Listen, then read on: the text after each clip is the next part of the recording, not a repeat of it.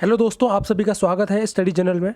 दोस्तों, हम आईपीसी की सीरीज स्टार्ट कर रहे हैं फॉर वेरियस जुडिशियल एग्जाम्स है जो अपकमिंग एग्जाम्स आने वाले हैं, और साथ ही साथ लॉ के स्टूडेंट्स हैं और जिनका लॉ इवन यूपीएस में ऑप्शनल भी है। उन सब सारे इस तरीके के जितने भी स्टूडेंट्स हैं सबको ये हेल्प करेगा।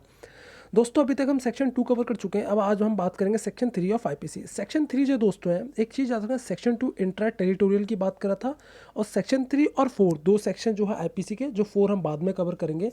ये दोनों ही सेक्शन जो हैं, it mean section 3 of IPC and 4, they both covers extra territorial jurisdiction.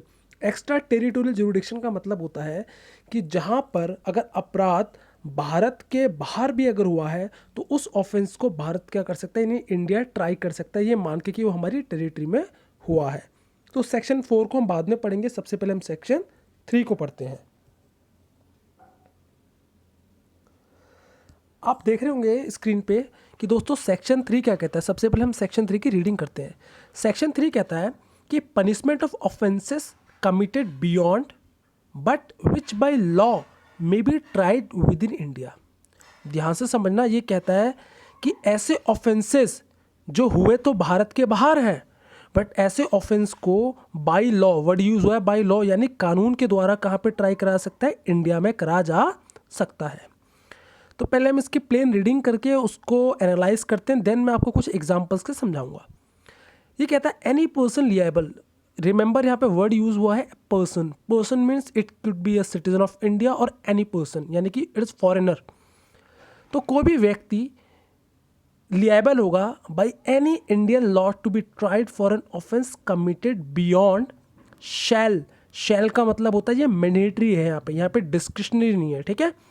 shall be dealt with according to the provision of this code for any act committed beyond in the same manner as if such act had been committed in within India। यानी कि ये कहता है कि कोई भी ऐसा offence जो भारत के बाहर होता है, ठीक है, तो भारत के कानून के द्वारा ऐसे ऑफेंसेस जो भारत के बाहर हुए हैं उनको भारत में ट्राई करा जा सकता है, और ऐसा माना जाएगा कि ये जो अपराध बाहर हुए हैं वो भारत में ही, यानी भारत की टेरिटरी में ही हुए हैं, ऐसा माना जाएगा। ठीक है, मैं आपको एग्जांपल से समझाता हूं दोस्तों। तो अगर मान लो एक एक्स पर्सन है, जैसे यहाँ पे एक लिखा भी हुआ है, अगर आप ध्यान दोगे कि A who is IAS serving in India, एक कोई व्यक्ति आईएएस है जो भारत में नौकरी करता है, ठीक है, और वो एक मर्डर करता है चाइना में। यानी कि ऑफेंस कहाँ पे कमिट हुआ है, ऑफेंस कमिट हुआ है चाइना में, ठीक है। During the course of his service he would be liable for the punishment of murder and prosecuted for the same in India as per Indian laws. तो अब ऑफेंस कहाँ कमिट हुआ है, भारत के बाहर यानी कि चाइना में, बट वो व्यक्ति भारत में भी ट्राई करा जा सकता है उस ऑफेंस के लिए जो कि उसने चाइना में करा है, और ऐसा माना जाएगा कि वो अपराध उसने भारत में ही करा है। तो इट मीन्स कानून के हाथ बहुत लंबे होते हैं।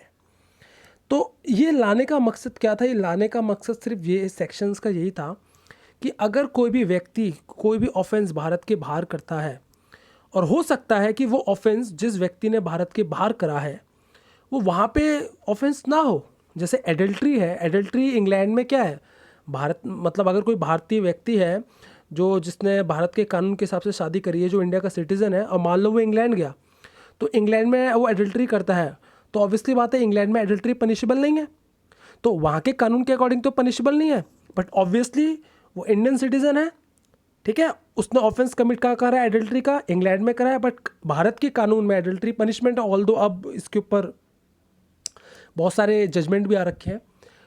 तो अब भारत के अकॉर्डिंग वो एडल्ट्री इंडिया में है, तो इंडिया में उसको ट्राई कराया जा सकता है, भले ही वो एडल्ट्री उसने इंग्लैंड में करा जहाँ पे वो ऑफेंस नहीं है। तो ये क्या करता है, एक तरीके से भारत को एक, ये जो सेक्शन है ये कहना चाहता है कि आप कितने भी अपराध अगर बाहर करते हो भारत में, ठीक है, भारत के नागरिक को, भले ही आप कोई भी ऑफेंस बाहर में करते हो, कोई एक्ट कमिट करते हो जो बाहर में, जो भले ही वहाँ ऑफेंस ना हो, बट उसको इंडिया में, इंडिया के लॉ के अकॉर्डिंग उसको पनिशेबल माना जाएगा, उसको ऑफेंस माना जाएगा, और ऐसे व्यक्ति को इंडिया के ज्यूरिडिक्शन में यानी कि इंडिया में ट्राई करा जा सकता है। तो कई बार यूपीएससी में या जुडिशरी में खास करके आप देखोगे ऑप्शनल जो एमसीक्यूज क्वेश्चंस होते हैं उनमें कई बार ना पूछ लिया जाता है कि which of the following sections comes under the extra territorial. तो पहले मैं आपको बता दूं 3 और 4 दोनों ही हैं, ठीक है। तो अगर सेक्शन 3 दिया है तो आप सेक्शन 3 भी लगा देना, सेक्शन 4 दिया तो सेक्शन 4 भी लगा देना। तो ये 2 सेक्शन जो है ये एक्सक्लूसिवली एक्स्ट्रा टेरिटोरियल जुरिडिक्शन के रिस्पेक्ट में डील करता है, और सेक्शन 2 जो है वो इंट्रा टेरिटोरियल की बात करता है, ठीक है दोस्तों। तो आई होप, और मैं आगे भी बहुत सारे ऐसे लाते रहूँगा सेक्शन स्लाइड्स, और मोर अपडेट्स के लिए मैं एमसीक्यू क्वेश्चंस हैं जो स्टडी जनरल फेसबुक का पेज है आप, मैं उस पर डालते रहता हूँ, और कोशिश करूँगा मैं कि जल्दी से जल्दी आपको कवर कराऊँ जितना हो सके। That's all, thank you so much.